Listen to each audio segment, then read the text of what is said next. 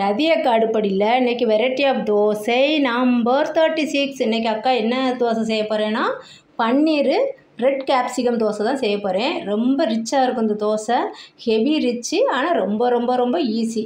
இப்போ அக்கா மாவு எப்பவும் போல் நம்ம வீட்டில் அரைச்ச தோசை மாவு தான் எடுத்துருக்கிறேன். இப்போ நம்ம தோசை ஊற்றுவோம். இந்த தோசை வந்து நீங்கள் மெலிசாவும் ஊற்றிக்கலாம், கொஞ்சம் கெட்டியாக ஊற்றப்ப மாதிரி ஊற்றிக்கலாம். இந்த ரெட் கேப்சிகம் பன்னீர் தோசைக்கு நம்ம எப்படி வேணாலும் ஊற்றிக்கலாம், தேய்ச்சி விட்டுடலாம். இப்போ அக்கா ஓரளவு இழுத்து விட்டுருக்குறேன், நீங்கள் கெட்டியாக ஊற்றப்ப மாதிரி ஊற்றிக்கலாம். இப்போ கொஞ்சமாக ஆயில் ஊற்றிக்கலாம். இதுக்கு நீங்கள் பட்டரும் யூஸ் பண்ணிக்கலாம். நான் வந்து கொஞ்சம் ஹெவியாக இருக்குன்னு சொல்லிவிட்டு அக்கா பட்டரு யூஸ் பண்ணல. குழந்தைங்களுக்குனா நீங்கள் பட்டரு யூஸ் பண்ணிக்கலாம். இப்போ ஆயில் விட்டுட்டேன். இப்போ நம்ம ஃபஸ்ட்டு போட போகிறது, அக்கா வந்து கொஞ்சமாக ரெட் கேப்சிகம் நல்லா துருவின மேனிக்கு வச்சுருக்கிறேன், கொஞ்சமாக அதை ஃபஸ்ட்டு போட்டுக்கலாம்.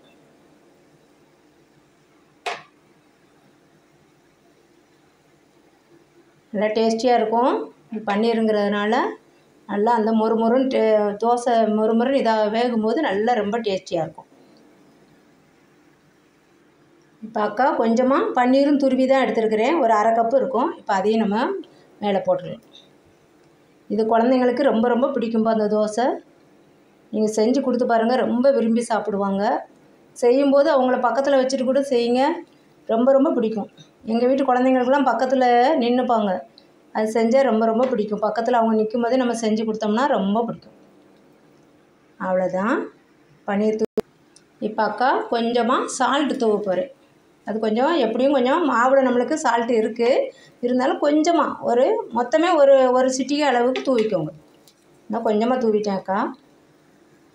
இப்போ அடுத்து 2 சிட்டிகை அளவு பெப்பர், மிளகுத்தூள் தான் தூவுறேன். 2 சிட்டிகை அளவு தூவினா போதும். அவ்வளோதான். அடுத்து வந்து இது கரம் மசாலா பாருங்கள் எவ்வளோ எடுத்து வச்சுருக்கிறேன். 2 சிட்டிகை தான் எடுத்து வச்சுருக்கிறேன். அதையும் கொஞ்சம் அப்படியே தூவி விட்டுடலாம். ரொம்ப டேஸ்டியாக இருக்கும், வாசனை கொஞ்சம் நல்லாயிருக்கும்.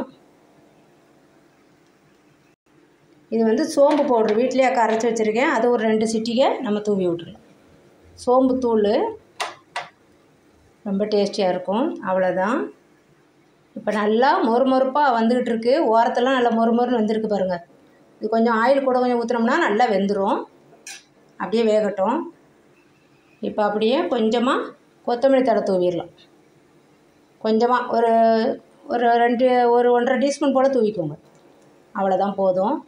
இது அப்படியே கொஞ்சம் நல்லா ஸ்டஃப் பண்ணுற மாதிரி கொஞ்சம் நல்லா அப்படியே தேய்ச்சி விட்டுருங்க. ரொம்ப டேஸ்டியாக இருக்கும்பா. எல்லா மசாலாவும் போட்டாச்சு, சால்ட்டு போட்டாச்சு, ஆயில் ஊற்றிட்டு தான் இருக்கிறோம். நல்லா இப்போ வெந்துடும். இன்னும் கொஞ்சம் அப்படியே இருக்கட்டும். இந்த ஸ்டேஜில் லைட்டாக நம்ம திருப்பி போட்டுட்டு அப்புறமா நம்ம வந்து உடனே எடுத்துடலாம். இப்போ எடுத்துடலாம்ப்பா, ரொம்ப நேரம் இருக்க வேணாம். பன்னீர் தோசை ரெடி. இப்போது ரொம்ப குயிக்காக ஈஸியாக ஹெல்த்தியாக ரிச்சான தோசை நம்ம ரெடி பண்ணிட்டோம். மொறு சவுண்டு கேட்குது பாருங்கள். இதை திருப்பி போட்டோன்னு எடுத்துடணும். ரொம்ப நேரம் இருந்தால் அதனுடைய கலரிங் போயிடும், அதனுடைய டேஸ்ட்டும் போயிடும். ரொம்ப அந்த பன்னீர் ரொம்ப வேக ஆரம்பிச்சுன்னா அந்த டேஸ்ட்டே போயிடும். ரொம்ப ரொம்ப டேஸ்டியாக இருக்கும்பா. இது குழந்தைங்களுக்கு நீங்கள் அப்படியே கொடுத்தீங்கன்னு வச்சுக்கோங்களேன், ஒரு தோசை சாப்பிட்டாலே போதும் பிள்ளைங்க. ரொம்ப அதுங்க ரொம்ப விரும்பி சாப்பிடுவாங்க. கலர்ஃபுல்லாக இருந்தேன்னா இந்த ரெட்டு கேப்சிகம் வந்து நல்லா வெந்துருச்சு பாருங்கள், இந்த பாருங்கள். அதனால் ரொம்ப டேஸ்டியாக இருக்கும். எல்லாம் சேர்த்து சாப்பிடும்போது அக்கா நம்ம சால்ட்டெல்லாம் மேலே தூவி இருக்கிறோம். இதுக்கு காரம் உங்களுக்கு தேவைன்னா பச்சை மிளகா பொடியை நறுக்கி போட்டுக்கோங்க. அவ்வளோதான். இது பன்னீர் ரெட் கேப்சிகம் தோசை ரெடி. ரதியக்கா அடுப்படியில் செஞ்சு பார்த்துட்டு அக்கா கமெண்டில் சொல்லுங்கள் எப்படி இருந்துன்னு சொல்லி. ரதியக்கா சேனலுக்கு சப்ஸ்கிரைப் பண்ணுங்கள். தேங்க்யூ.